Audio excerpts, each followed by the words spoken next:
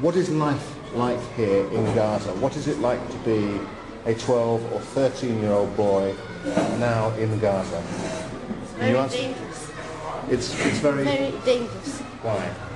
Because every day the airplanes go in the sky, and sometimes they may bomb some places, and I'm really scared that maybe the bomb can come on me. So by accident. Do you think that every day? Yeah. Mohammed Sha'af's family had, inexplicably, moved to Gaza from Chesterfield. And what do they think about the Israelis? أيام الرسول صلى الله عليه وسلم كانوا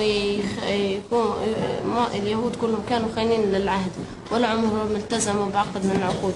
Are they saying that because in the Quran you couldn't make an agreement with the Jews, that means the Jews can never make an agreement? Yes, yes. Can you ask them whether they think there will be peace one day? No, not with Israelis. Impossible. Not with Israelis. There can be no peace with the Jews? Can't be any peace Never. with the Jews. Never. So how can there be peace? They don't want agreement. They don't want peace. They were the cause of trouble in Germany, in Spain, in Argentina, and in Russia, and all over the world. They were. If there is a war or a coming war, a Jew will be the one who urges the war to start, who breaks out the war. But the Jews weren't the cause of the trouble in Germany. In Germany. When? Before the reign of Hitler. Don't you think that what happened in Germany was actually the Germans' fault? But they make trouble in Germany. They make troubles for the Germans, so they hated them and make troubles for them.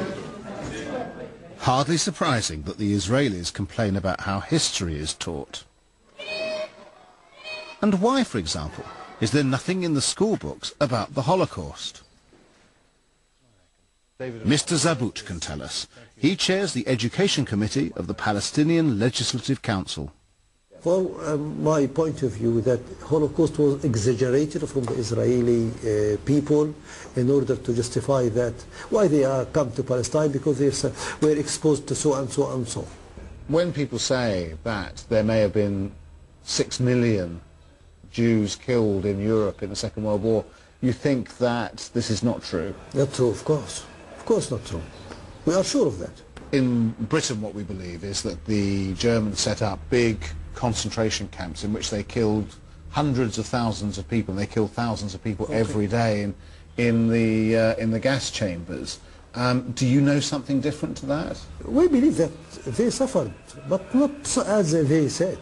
They're exaggerating the matter. We know that it was happening. It happened for them, but it is exaggerated.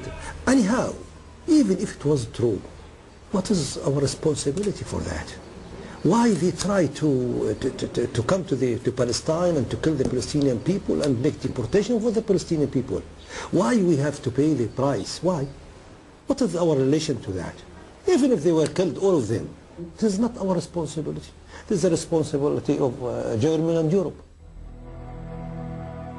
Wrong, certainly. But is it such an impossible view to understand?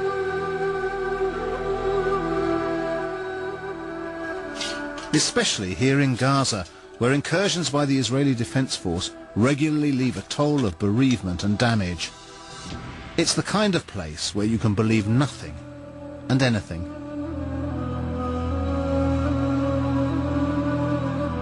Gaza is the stronghold of Hamas, the Islamist organization which opposes the existence of the Israeli state, opposes the roadmap to peace, and is a major sponsor of suicide bombings. Their political spokesman is the dour but likeable Aziz Rantisi. I was here to ask him about the Hamas covenant, which claims that there's a Zionist plot to establish a mega-Israel from the Nile to the Euphrates. And what's cited in the covenant as proof? Our old friend, the Protocols of the Elders of Zion. This document has been published, I think, in Russia, and discovered the plans of Jewish against not only Muslims but Christians and the humanity. Does it matter to you that This document is widely believed in Europe to be a forgery, that it was created by a member of the Russian Secret Service in about 1905, 1906.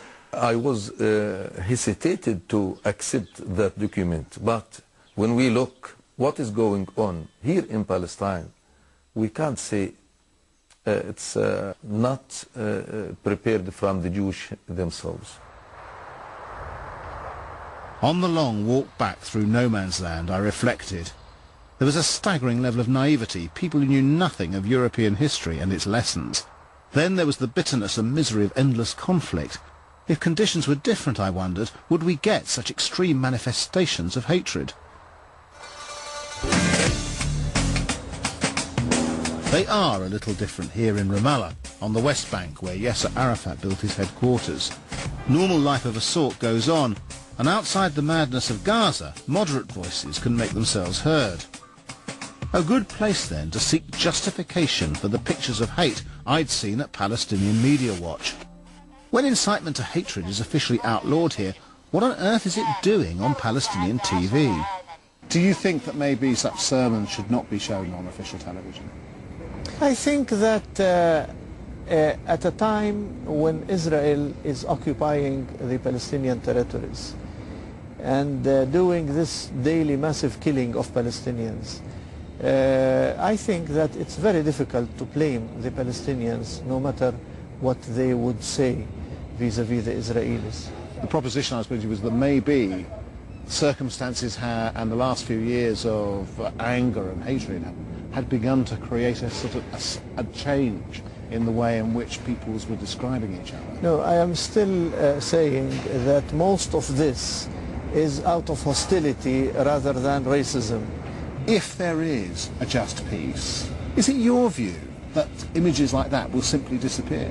I am sure that these kind of hostile descriptions will end if the Israeli occupation on the Palestinian people will end. But if Mr. Khatib is right about Palestine, how does that explain why there's so much anti-Semitism in the wider Arab world? The largest Arab state is Egypt. If you'd been there last year, you might have seen this, a TV drama series featuring the protocols of the Elders of Zion.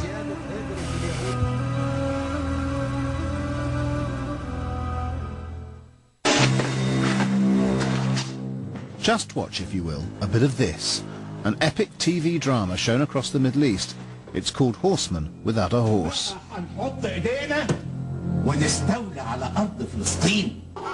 It tells the story of the Arab fight against colonialism, set against the backdrop of a diabolical Zionist plot to establish world domination. Large chunks of the series featured the protocols of the Elders of Zion. The same protocols forged in the 1900s, approved of by Hitler and quoted in the Hamas covenant. The 41-part series caused a major uproar in Israel and America, and was the reason I came to Egypt. It was made here. And now, no one was available to talk about it. During my trip to Cairo, I was accompanied at all times by 2 armed security guards and the affable Amin Mumtaz of the government press office. All requests for interviews went through him. And Mohammed Soubi, the series producer and star, was, I was told, too busy. Anti-Semitism, Amin would later tell me, is a very sensitive matter. What was interesting was the identity of the one man prepared to talk seriously about Egyptian anti-Semitism. Chief political advisor and right-hand man to President Hosni Mubarak, Usma al-Baz. Just after the start of the Horseman series, he asked and got the President's permission to write a series of articles condemning Arab anti-Semitism. Why did you feel it necessary to write those articles? Because I felt that the Arab-Israeli dispute caused a certain distortion in the minds of many people, both Arabs and Israelis, about each other. And because the Arabs were innocent about what happened to the Jewish people in Europe, about